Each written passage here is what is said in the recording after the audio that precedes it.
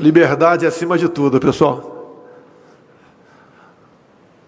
A nossa liberdade vale mais que a nossa própria vida. Estive aqui, nesse local, com o prefeito de Chapecó, o nosso João Rodrigues, em 2016. Aqui estava cheio, lotado.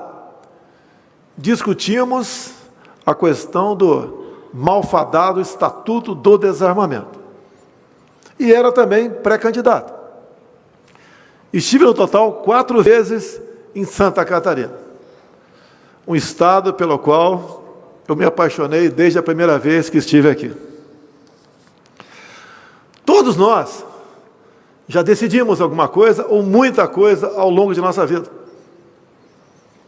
Um casamento, um filho, um pedido de demissão, seja lá o que for. Quantas vezes tivemos que decidir? E nós sabemos que pior que uma indecisão, pior que uma decisão mal tomada, é uma indecisão. Ou vão para lá ou vão para cá. Se ficar parado, o pior pode acontecer. E tem uma passagem bíblica de Provérbios 24:10. Se te mostrares frouxo no dia da angústia, a tua força será pequena. Nós temos que unir forças para vencer esse inimigo.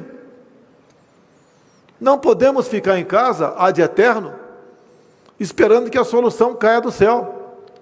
Lamentamos as mortes. É como num campo de batalha.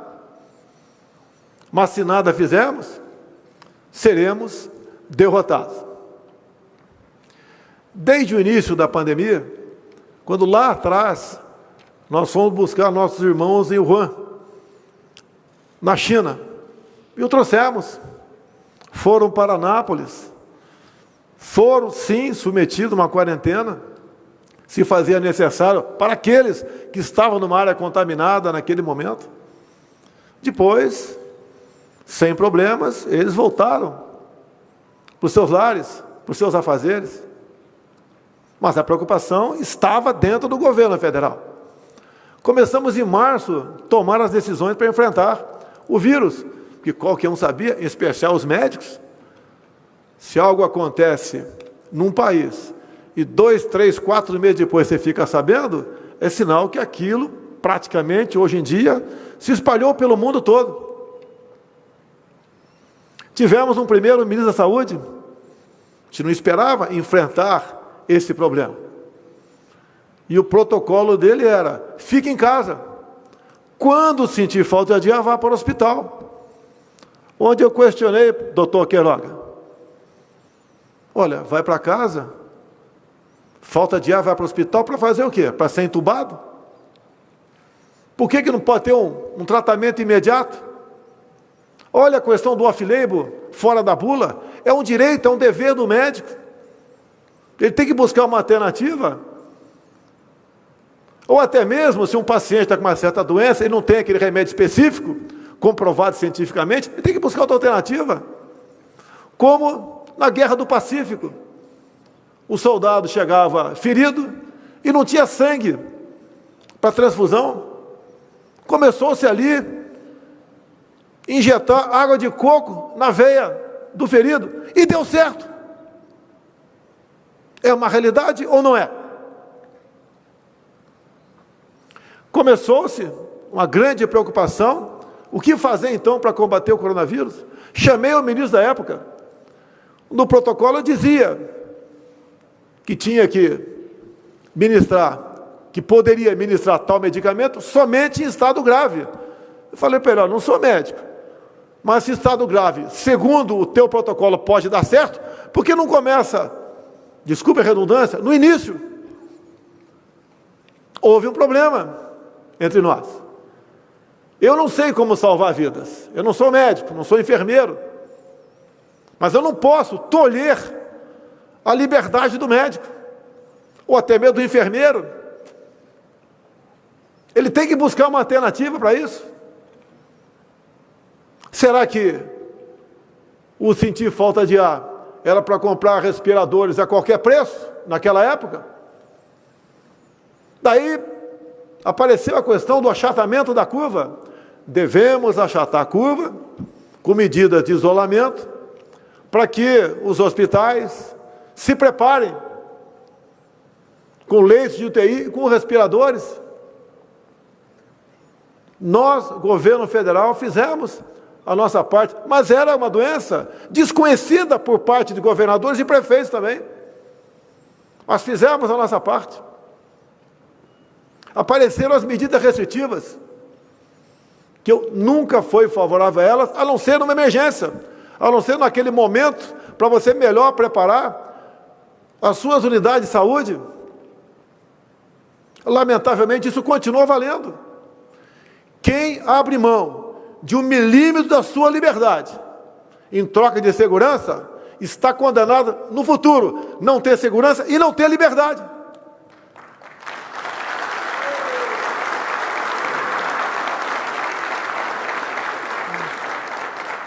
Lamentamos todas as mortes. Eu fui acometido de Covid. Procurei não me apavorar. Tomei um medicamento, todo mundo sabe qual foi. No dia seguinte estava bom. Muitos fizeram isso. Agora, não podemos admitir impor limite a médico. Se o médico não quer receitar aquele medicamento, que não receite. Se outro cidadão qualquer acha que aquele medicamento não está errado, não está certo, que não tem comprovação científica, que não use, é a liberdade dele. O off-label, fora da bula, é o médico com o paciente. Hoje tem aparecido medicamentos ainda não comprovados, que estão sendo testados. E o médico tem essa liberdade, tem que ter. É um crime querer tolher a liberdade de um profissional de saúde. Desde o começo, nós falamos em Brasília, temos 2 problemas pela frente: o vírus e o desemprego. E as medidas, ora anunciadas, depois que o Supremo Tribunal Federal decidiu que cada estado, cada município possa tomar as medidas restritivas que assim bem entender, que essas medidas não podem ter um efeito colateral mais danoso que o próprio vírus. Eu acho que eu sou o único líder mundial que apanha isoladamente. O mais fácil é ficar do lado da massa, da grande maioria. Se evita problemas, não é acusado de genocida, não sofre ataques por parte de gente que pensa diferente de mim. O nosso inimigo é o vírus, não é o presidente, a governadora ou o prefeito. E dá para sairmos dessa. Por que a minha vinda aqui a Chapecó? Conheço o João há algum tempo, parlamentar comigo. Sofremos juntos injustiças dentro da Câmara e fora da Câmara também. Forjou nossa amizade. E fiquei sabendo que ele queria Brasília. Falei, não, eu tenho que dar exemplo. Eu vou a Chapecó.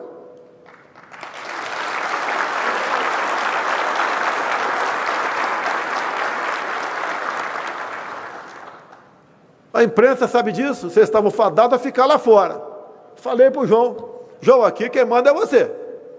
Por mim, a imprensa entra. Ele falou, se por você entra, por mim também entra. E está aqui a nossa imprensa.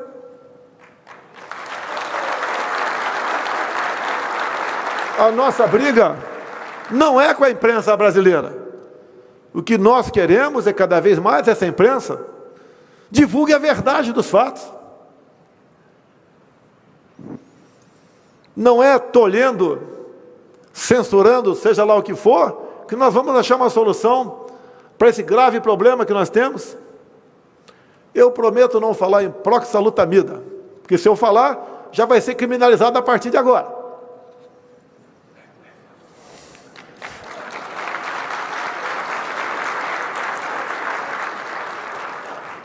Eu acredito na ciência, mas a ciência, por vezes, demora. Vocês lembram lá, quem lê a Bíblia, já assistiu o filme daquela época? A época de Cristo, quando ele nasceu. O grande mal daquele momento era a lepra. O leproso era isolado, distância dele. Hoje em dia temos lepra também, continua. Mas o mundo não acabou naquele momento. Depois, para comer etapas, tivemos a questão da AIDS, no início dos anos 80. Isso mesmo, doutor Queiroga? Eu lembro que eu estava abaixado no hospital com os 4 membros, né, fraturados. E convivi com alguns que chegavam para baixar no Hospital Central do Exército. Naquela época, o que foi usado para combater o HIV? O AZT. Ou não foi? Coquetel do AZT. Era comprovado cientificamente? Não. Se não tivesse usado, não chegaríamos no futuro ao coquetel, que dá quase uma condição de vida normal àquele que contraiu o vírus. Agora, por que não se combateu também? Porque era o HIV mais voltado para uma classe específica, que tinham comportamentos sexuais diferenciados, e também se contraía via injeção, via compartilhamento de agulhas. E ninguém foi contra. Isso foi ou não algo off-label, algo fora da bula? E chegou-se a bom termo no futuro. Até hoje ainda não temos uma vacina para isso. A mesma coisa agora, a questão do Covid-19. Por que essa campanha mundial contra métodos, contra médicos e contra quem fala no tratamento imediato? Por que isso? O que está acontecendo com o mundo? Olha o Brasil. Eu visito comunidades. Antigamente, o nome era outro, era favela. Sempre andei no meio do povo. As 2 últimas que fui em Brasília, favela, comunidade Chaparral. Minha senhora, dá para abrir a sua geladeira? Não tem mais nada lá dentro. Uma outra, manicure, ganho, 0. Ganhava 3 mil por mês, passou para 0. A mesma coisa na comunidade Tapuã, sábado passado. Estão empobrecendo o povo brasileiro. Qual é o nosso futuro? Sem emprego, sem economia. Por que em determinados países da África ninguém fala em vacinar? Porque não tem dinheiro. Não tem vacina hoje em dia para todo mundo. Na África, não existe nada. Existe ivermectina. Para combater a cegueira dos rios, combater outras coisas, junto com a hidroxicloroquina, para combater a malária, e procure saber o que acontece com aquele povo tocante à Covid. Não vou entrar em detalhes aqui. Daqui a pouco vão me chamar de negacionista ou terraplanista. Não tem mais do que me acusar depois daquelas quantidade de acusações que sofri durante a pré-campanha e a campanha de 2018. Mas nós temos que buscar alternativas. O próprio ministro disse, liberdade para o médico. Vamos buscar alternativas. Não vamos aceitar a política do fique em casa, feche tudo, lockdown. O vírus não vai embora. Esse vírus, como outros, vieram para ficar. E vão ficar a vida toda. É praticamente impossível erradicá-lo. E até lá, vamos fazer o quê? Ver o nosso país empobrecer? Ou ver pessoas, como existe milhões por aí, completamente esquecidas, abandonadas, sem nada para comer? Nós temos por volta, tínhamos, 38 milhões de informais, que viviam fazendo o quê? De bico. Vendendo algo em praça pública, num cruzamento, na praia, no estádio, nas arquibancadas. Estão fazendo o que hoje em dia? Nada. vivendo de favores do Estado. Eu não fico feliz em conceder auxílios. Gostaria que não fosse necessário isso, mas é para evitar o mal maior. Eu tenho dito publicamente, eu temo por problemas sociais gravíssimos no Brasil. Converso com as nossas Forças Armadas. Se eclodir isso pelo Brasil, o que nós vamos fazer? Temos efetivo para conter a quantidade de problemas que podemos ter pela frente? E outra, é uma explosão por maldade ou por necessidade? O que nós devemos fazer para evitar isso daí? Como nos preparar? Não é a hora de ver biografia. Estou me lixando para 22. Vai ter uma pancada de candidato aí. Seria muito mais fácil a gente ficar quieto, se acomodar, não tocar nesse assunto, ou atender, como alguns querem, que da minha parte, que eu posso fazer, um lockdown nacional. Não vai ter lockdown nacional.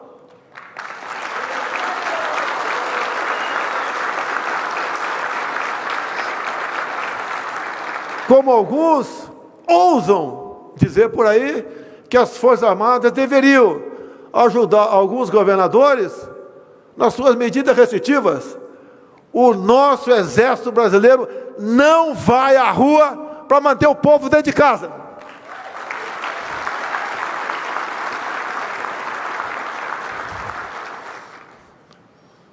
A liberdade não tem preço. Devemos fazer tudo o possível para buscar soluções. Temos agora um ministro médico, tínhamos outro militar, que fez também, reconhecido pelo próprio Dr. Queiroga, um excelente trabalho no Ministério da Saúde. Foco de corrupção desenfreada. Um alcance do Brasil, que mais matava no Brasil, era a corrupção. Estamos há 2 anos e 3 meses sem corrupção. É obrigação nossa.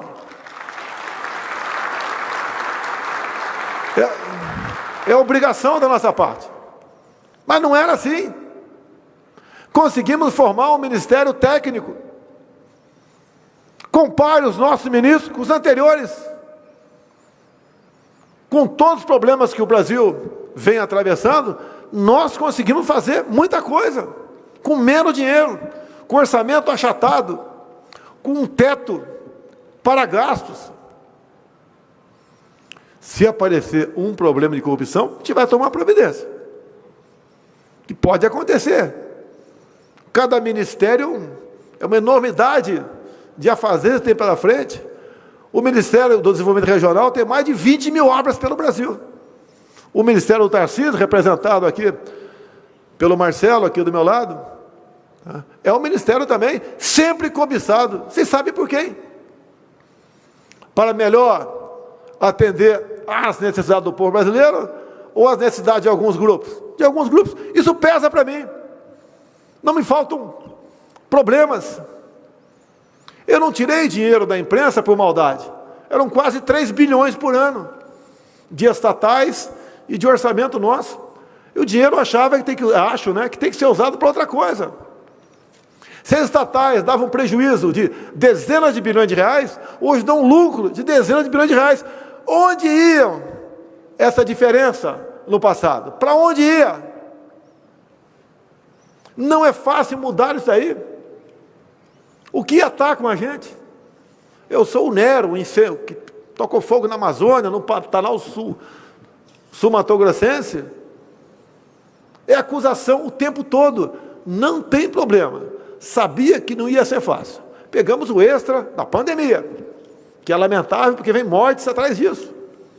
Mas continuamos fazendo o que é possível. Não temos medo de decidir, até mesmo quando ter que trocar algum ministro. Eu sempre falo para os ministros, em especial no tocante à pandemia, não basta você fazer um excelente trabalho no seu ministério, você tem que ter uma visão política maior, saber do que está em jogo. O que alguns fazem no tocante à pandemia para buscar desgastar o governo. Falei no passado que a vida de presidente não é boa. Não é boa para o presidente que quer fazer a coisa certa. quando quer fazer a coisa errada. Parece que é mais fácil no Brasil. Mas estamos mudando isso daí. Eu quero parabenizar a Santa Catarina, a nossa prezada governadora que está aqui. Eu acho que nem ela achava que ia ser governadora um dia, porque ninguém quer maldade para quem é o titular, né? Mas também pegou um problema sério pela frente. Tenho conversado com ela. Não é simpatizante, é medida restritiva, só tomará algumas localizadas, se for necessário. E a minha vinda aqui, porque eu não quero falar muito, né? Teria muito o que falar. Eu quero que Chapecó seja uma cidade para ser olhada pelos demais 5.700 prefeitos do Brasil, se bem que tem prefeito que está na linha do João Rodrigues. Mas quando se fala em vidas, para nós, qualquer esforço é válido. Temos que estudar Chapecó, temos que ver as medidas tomadas pelo prefeito, as atuais medidas tomadas pela governadora. Nessa época toda, muita coisa concreta fizemos, e tenho orgulho de dizer, uma das medidas mais importantes que tomamos, que evitou que um pouco mais de 10 milhões de pessoas perdessem o emprego, a ideia não veio de mim, veio de um senador de Santa Catarina, o nosso Pronamp, senador Jorginho Melo.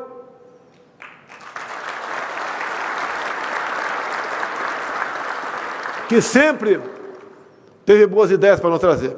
Assim como agradeço a bancada aqui, de deputados federais de Santa Catarina. Há pouco estivemos discutindo recursos, e foram alocados recursos no orçamento, para as BR de vocês aqui, que têm problemas de décadas. Como fui lembrado aqui pelo nosso ministro das Relações Exteriores, o França, que ontem, na conversa com o Putin, onde tratamos de vários assuntos, um dos tratados foi que eu pedi para ele o credenciamento de frigoríficos, para que nós possamos exportar para a Rússia, como no passado.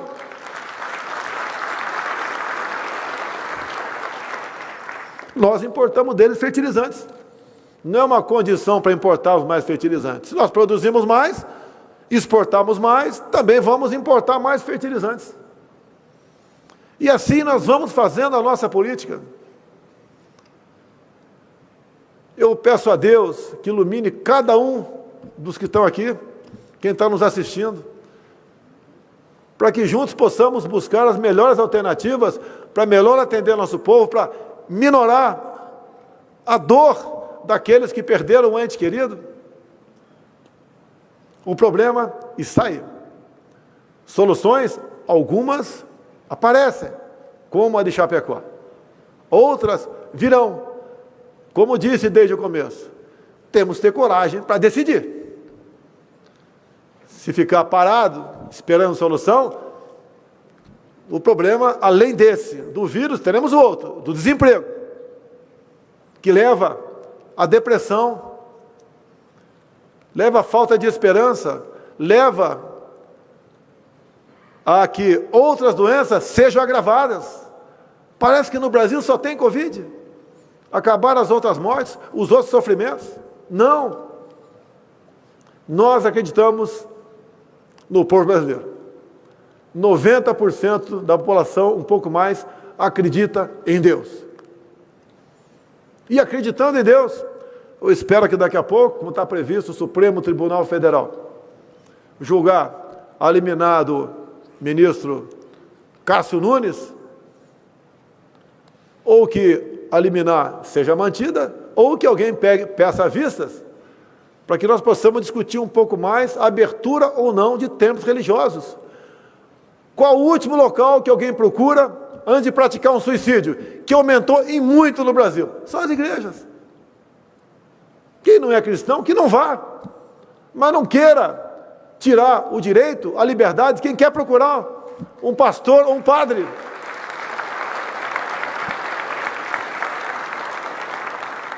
Estou muito feliz de estar aqui. Agradeço a Deus pela minha segunda vida e pela missão de conduzir os destinos do nosso querido Brasil. Imaginem os senhores se aqui nesse local tivesse o Haddad do PT.